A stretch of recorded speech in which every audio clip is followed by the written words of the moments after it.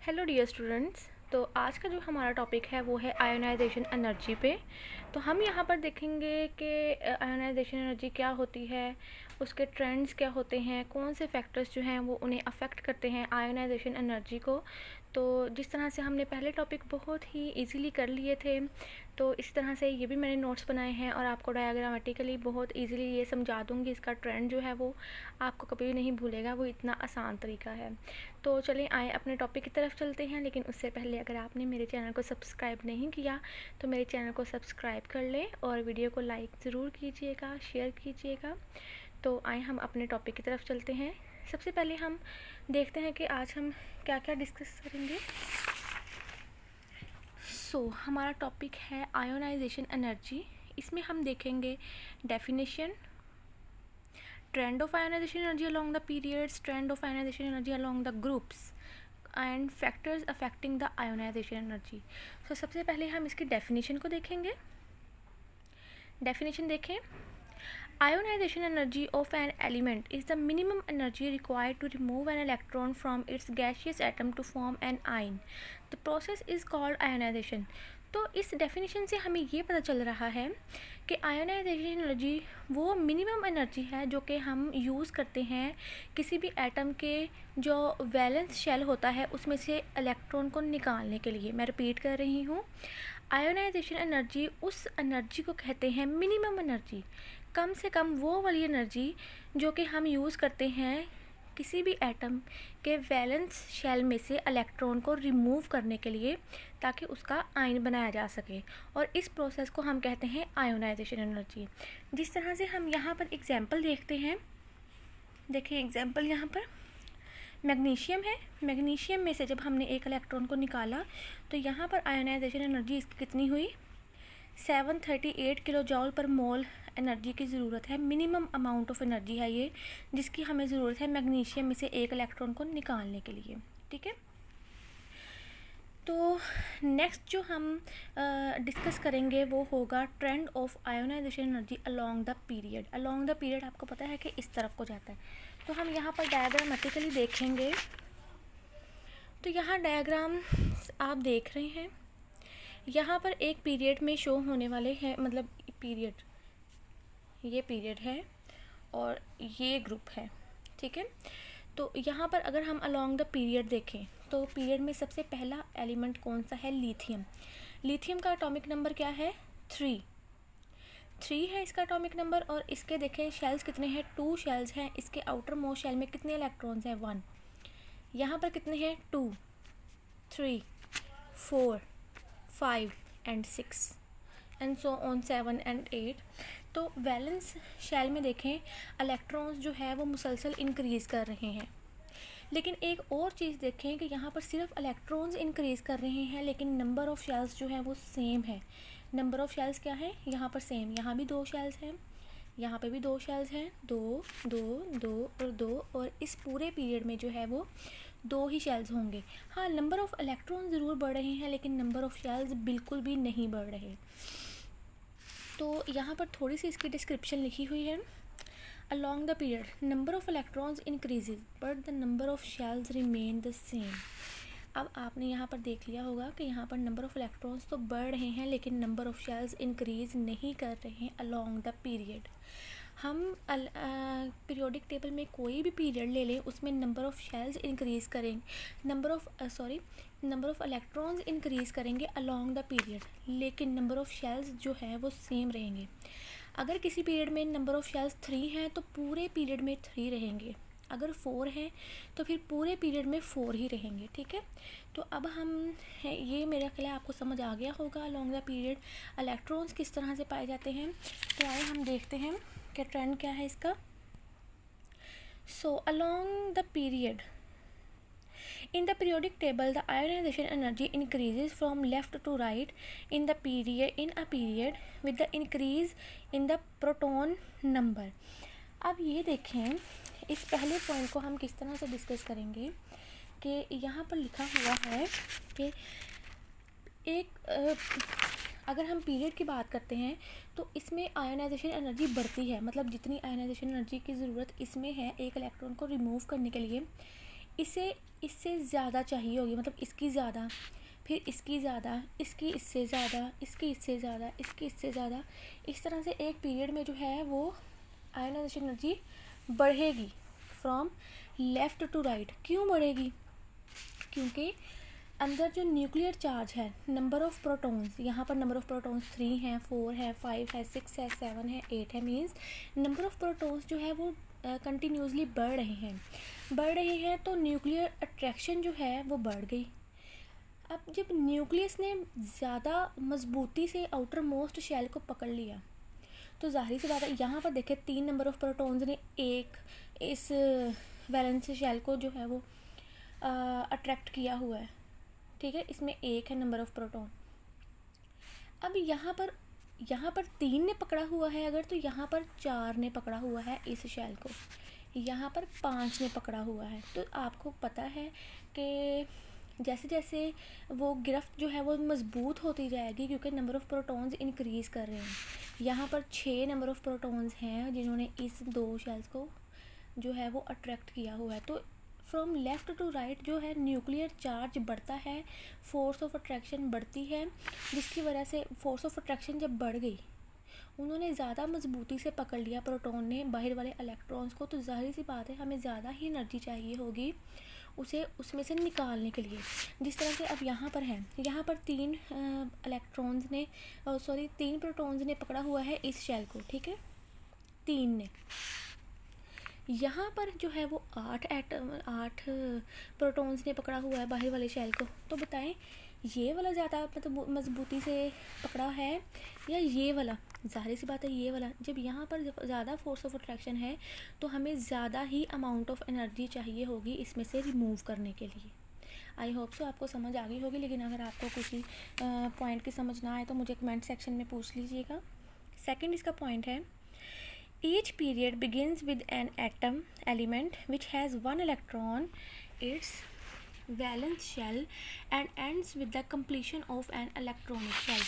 अब यहाँ पर देखिए वो कह रहे हैं कि हर पीरियड में जो फर्स्ट वाला हमारे पास एटम होगा उसमें क्या होगा, आउटर मोस्ट शेल में सिर्फ एक ही होगा। देखो ज़रा, यहाँ पर भी एक है, यहाँ पर भी एक है, यहाँ पर भी एक है, लेकिन जब हम एंड पे जाते हैं किसी भी, अगर हम इसके एंड पे जाएंगे या फिर इसके एंड पे जाएंगे, इसके एंड पे जाएंगे, आप पीरियोडिक टेबल में जाके देखें तो फर्स्ट जो एलिमेंट होगा किसी भी पीरियड का उसमें हमेशा एक इलेक्ट्रॉन होगा, लेकिन जो लास्ट वाला होगा, जिस तरह से यहाँ पर नियोन लास्ट वाला होगा, तो उसका जो आउटर मोस्ट शेल होगा वो कंप्लीट होगा, ठीक है।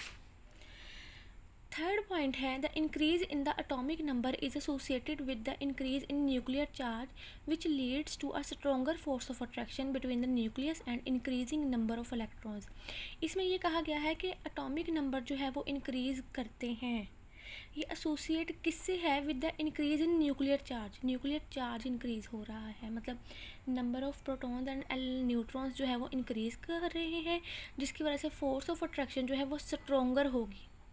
मैंने आपको ये पहले जो है वो एक्सप्लेन कर दिया है कि जब नंबर ऑफ़ प्रोटॉन्स यहाँ पर इंक्रीज़ कर जाएंगे तो फोर्स ऑफ अट्रैक्शन जो है वो बढ़ जाएगी, जिसकी वजह से यहाँ की जो गिरफ्त है वो ज़्यादा मजबूत हो जाएगी, ठीक है। सो इसका कंक्लूजन क्या निकलता है, कंक्लूजन ने ये निकलता है, so the stronger force of attraction ultimately results in difficult removal of electrons. तो जब फोर्स ऑफ अट्रैक्शन जो है वो स्ट्रोंगर होगी between the nucleus and the outer most shell, तो हमें ज़्यादा ही अमाउंट ऑफ एनर्जी चाहिए होगी रिमूवल ऑफ इलेक्ट्रॉन्स के लिए, ठीक है। तो अब हम अलोंग द ग्रुप इसको डिस्कस करेंगे कि अलोंग द ग्रुप क्या ट्रेंड है। तो हम यहाँ पर पहला पॉइंट पढ़ के हम डायग्रामेटिकली हम देखेंगे। तो in groups the ionization energy decrease in spite of the increase in proton number और nuclear charge, this is due to the addition of electronic shells as a result of which the valence electrons are placed at a larger distance from the nucleus। सो अगर हम along the period देखें, along the period होता है from up to down, ठीक है। Period क्या था, from left to right, और ग्रुप क्या होगा यहाँ पर फ्रॉम अप टू डाउन, ठीक है। अगर हम यहाँ पर देखें तो यहाँ नंबर ऑफ़ शेल्स जो हैं वो 2 हैं, यहाँ नंबर ऑफ़ शेल्स 3 हैं, यहाँ पर नंबर ऑफ़ शेल्स 4 हैं, एंड सो ऑन। नीचे नीचे जैसे हम जाते जाएंगे एक एक शेल जो है वो ऐड होता जाएगा, ऐड होता जाएगा।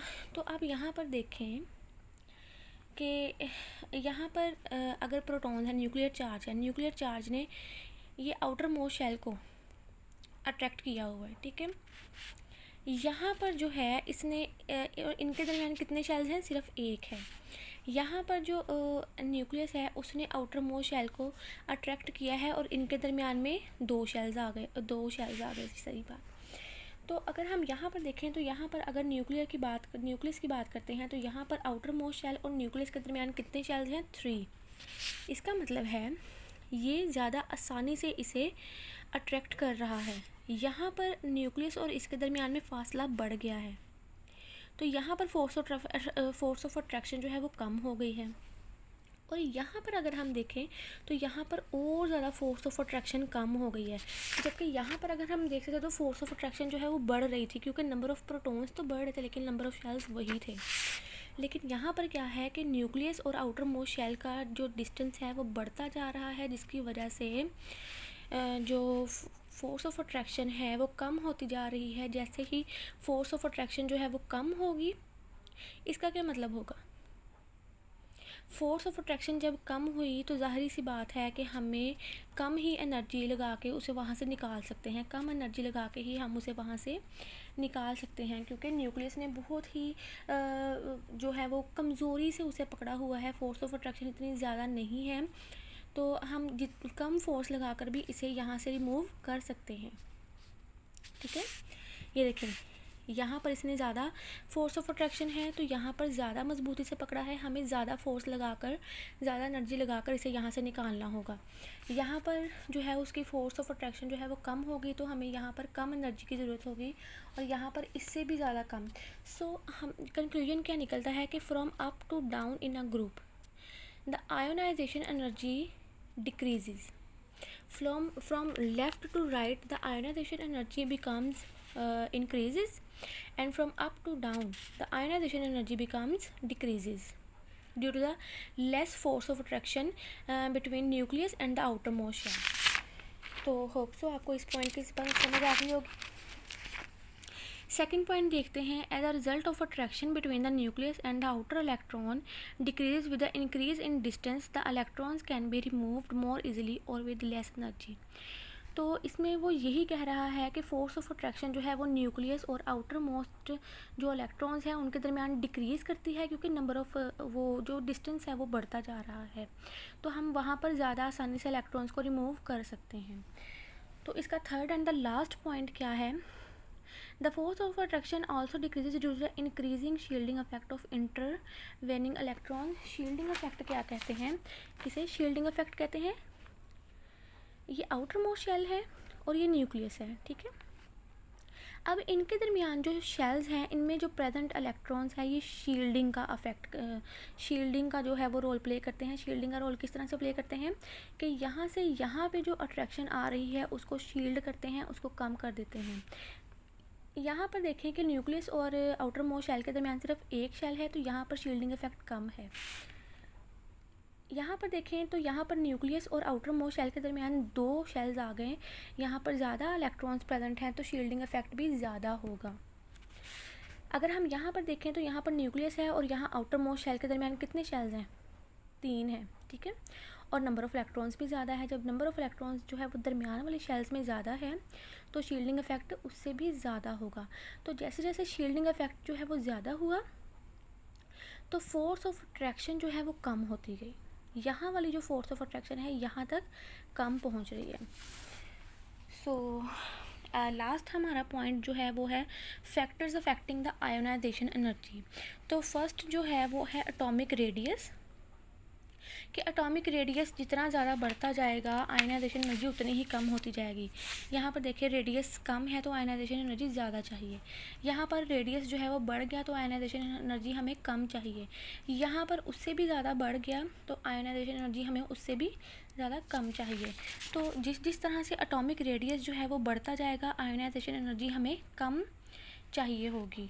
और न्यूक्लियर चार्ज है तो न्यूक्लियर चार्ज जिस तरह से बढ़ता जाएगा हमें आयोनाइजेशन एनर्जी ज़्यादा चाहिए होगी।